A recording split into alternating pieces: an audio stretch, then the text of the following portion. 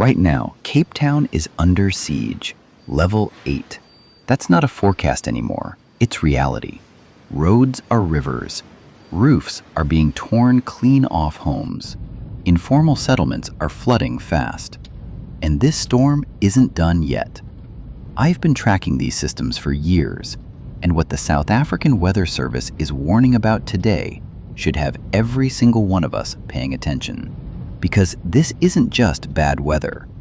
This is the kind of event that exposes everything we still haven't fixed. And the people who pay the price are always the same people. Let me walk you through exactly what's happening and why it matters.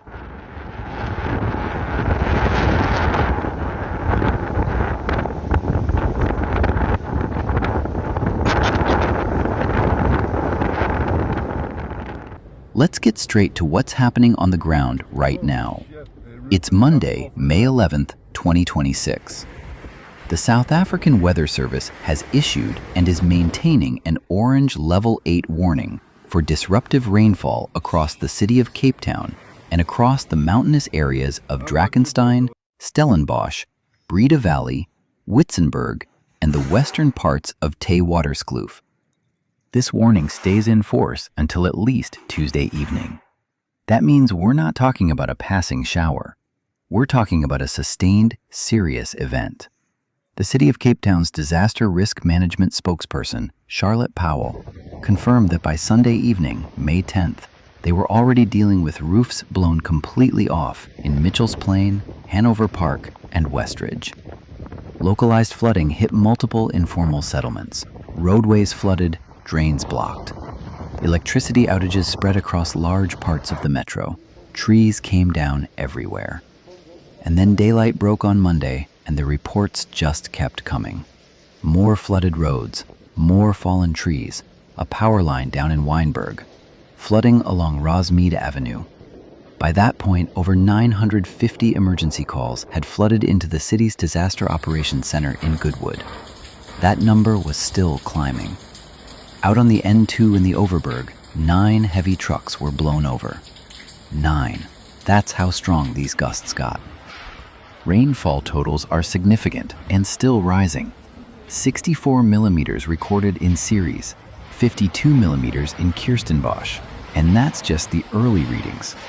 Mountainous areas are expected to see significantly higher totals before this system moves through. The airports are feeling it. Cape Town International and George Airport have both seen flights delayed, diverted, or canceled. Both are still operating, but ACSA is urging passengers to check airline apps constantly before heading out, because the situation is fluid.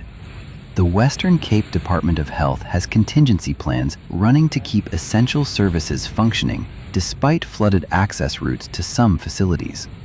MEC Anton Bredell kept his message simple and direct. Exercise extreme caution over the next 2 days. Avoid crossing streams or rivers under any circumstances. Be aware of trees and loose objects that can become projectiles in these wind speeds. Now here's what really stopped me when I was going through the reports. So far, there haven't been catastrophic structural collapses or mass casualties in the metro. And that's genuinely good news given the intensity of what hit. But one life was lost. A woman was killed when a falling tree struck her car in the Kenilworth area. And that is a reminder of just how dangerous this kind of event is, even when the overall numbers look manageable on paper. Disaster teams are still assessing over 40 informal settlements as of this morning.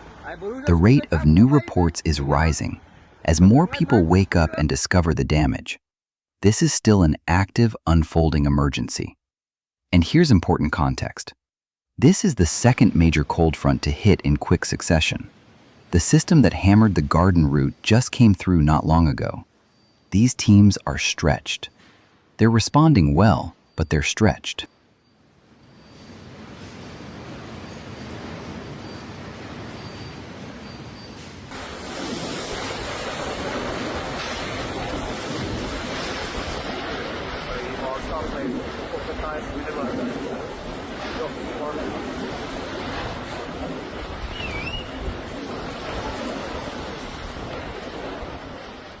Okay, now let's go deeper. Because the footage you just watched is really only half the story, maybe less. The why behind all of this is what I want to spend some time on, because it tells you something important not just about today, but about what's coming. This storm is being driven by what meteorologists call a cutoff low pressure system, sometimes abbreviated COL, reinforcing a classic mid-latitude cold front. And if you've never heard that term before, stay with me, because understanding it makes everything else make sense. A cutoff low is essentially a blob of cold air and low pressure that detaches from the main jet stream. Once it breaks off, it stops moving predictably with the flow and just spins in place for days. And while it sits there spinning, it keeps pulling in enormous amounts of moisture from the surrounding ocean. Meteorologists sometimes call cutoff lows the weatherman's woe, and the reason is exactly what you'd expect. They're hard to predict precisely. They can stall, intensify, or shift in ways the models don't always catch early. That's not a failure of forecasting, it's the nature of the system. But it does mean that when a COL is in play, you take every warning seriously. Now layer in the topography of the Western Cape, because this is where things get really interesting to me. When that moisture-laden air being pulled in by the COL hits the Cape Fold Mountains, something called orographic lift happens. The air gets forced upward. It cools rapidly as it rises, and when air cools, it loses its ability to hold moisture, so it dumps rain. Concentrated, intense, right where those mountain ranges are.